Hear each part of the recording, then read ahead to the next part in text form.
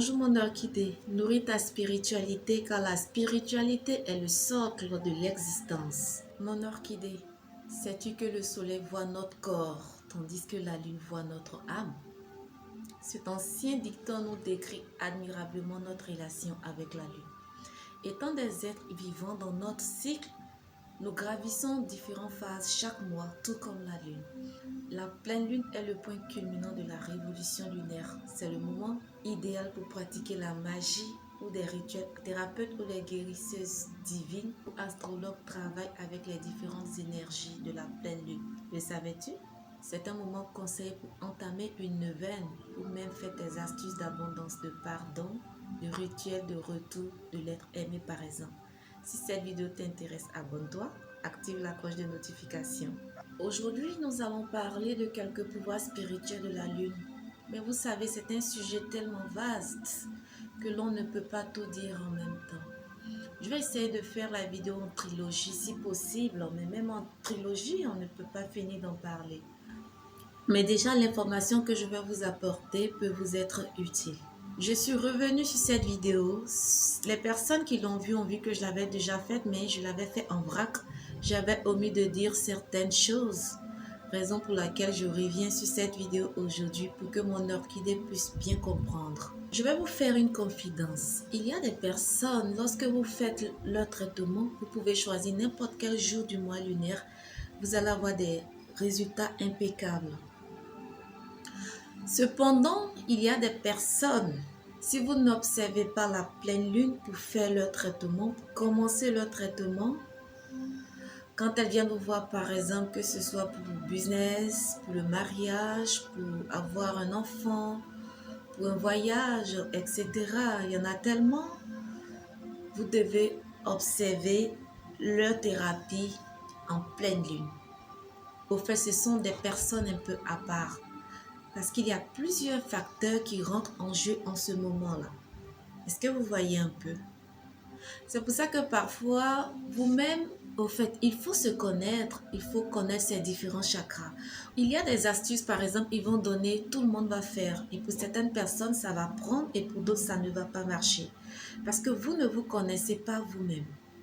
Vous allez voir que ce sont des personnes qui ont l'âme connectée avec la lune. Elles ne le savent certainement pas, mais leur âme est connectée proprement à la lune. Donc ces personnes-là doivent observer la lune pour quoi qu'elle fasse.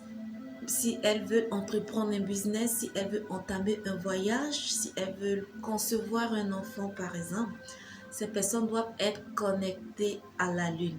Si déjà l'âme est connectée à la lune, ces personnes doivent nourrir davantage leur spiritualité pour pouvoir connaître ces choses-là. Et à partir de cet instant, vous allez voir que vous allez avoir l'impression que tout vous est facile. Vous allez croire que vous avez un certain pouvoir.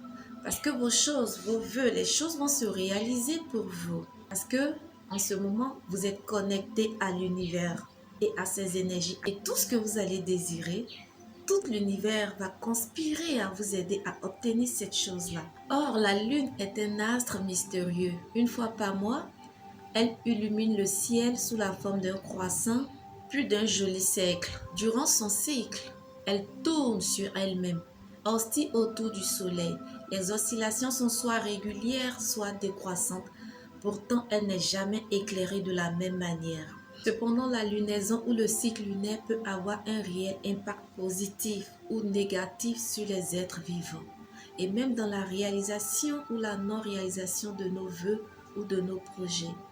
D'ailleurs, les scientifiques ont prouvé son influence sur la création et sur les êtres vivants. La pleine lune est la phase la plus puissante du cycle lunaire.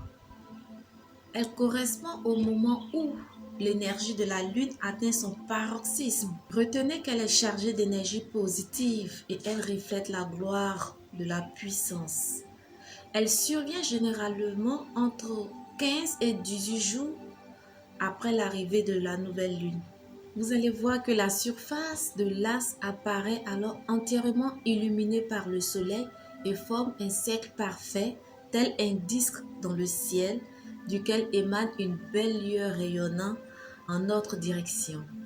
C'est le moment idéal pour pratiquer la magie ou des rituels. Les thérapeutes ou guérisseuses divines ou encore des astrologues pratiquent des rituels pour travailler avec l'énergie de la pleine lune. Est-ce que vous savez que vous pouvez même recharger vos pierres? Un moment pour entamer un neuvaine ou pour observer une période sainte ou même pour faire vos astuces d'abondance, de providence, de pardon ou le rituel pour le retour de l'être aimé. Oui, mais attention, c'est une période à double face qu'il faut savoir manipuler. N'oubliez pas que cette bonne lune peut être aussi avantageuse pour des personnes qui veulent lancer des sorts ou proférer des malédictions sur quelqu'un par exemple. Or, si vous réussissez à vous connecter véritablement avec la pleine lune et que vous reconnaissez vos sentiments pour ce qu'ils sont, vous pouvez canaliser cette énergie, l'utiliser pour nourrir ce qui vous est vraiment utile et rejeter toute négativité. Ne plus regarder en arrière, par exemple, pour une situation qui vous a été défavorable, que ce soit en affaires ou en amour. Se détacher de l'amertume, du regret et vous remplir d'espoir, de gratitude. Ainsi, vous êtes disposé à écrire un nouveau chapitre de votre vie dès cet instant jusqu'à la nouvelle lune qui va arriver, ainsi de suite. Pourtant, il faut noter que certains mois peuvent contenir 2 pleines lunes. Oui, même si c'est un phénomène assez rare. Cette seconde pleine lune est alors surnommée la lune bleue. D'ailleurs, en 2020, une superbe lune bleue s'est manifestée le 31 octobre. On dit que c'est la lune des sorcières magiques. Un conseil, si par exemple, quoi que vous fassiez, tout est voué à l'échec. Par exemple, ils vont donner des astuces où on va faire des traitements pour d'autres personnes, pour certaines personnes. Ça va prendre pour d'autres et ça va pas prendre pour certaines. Je pense que quand c'est comme ça, il faut prendre du recul et nourrir sa spiritualité. Il faut se connecter à la lune. Je ne dis pas qu'il y a que ça, il y a plusieurs facteurs, mais le fait de se connecter à la lune n'est pas quelque chose à négliger, parce que ça peut vous apporter beaucoup de choses. N'oubliez pas de vous abonner, d'activer la cloche de notification pour ne rater aucune de mes vidéos. L'intégralité de la vidéo se trouve sur la page YouTube Orchidée officielle. Abonnez, activez la cloche de notification, likez, commentez, partagez. D'ici là, je vous dis à très vite pour une prochaine vidéo et soyez bénis.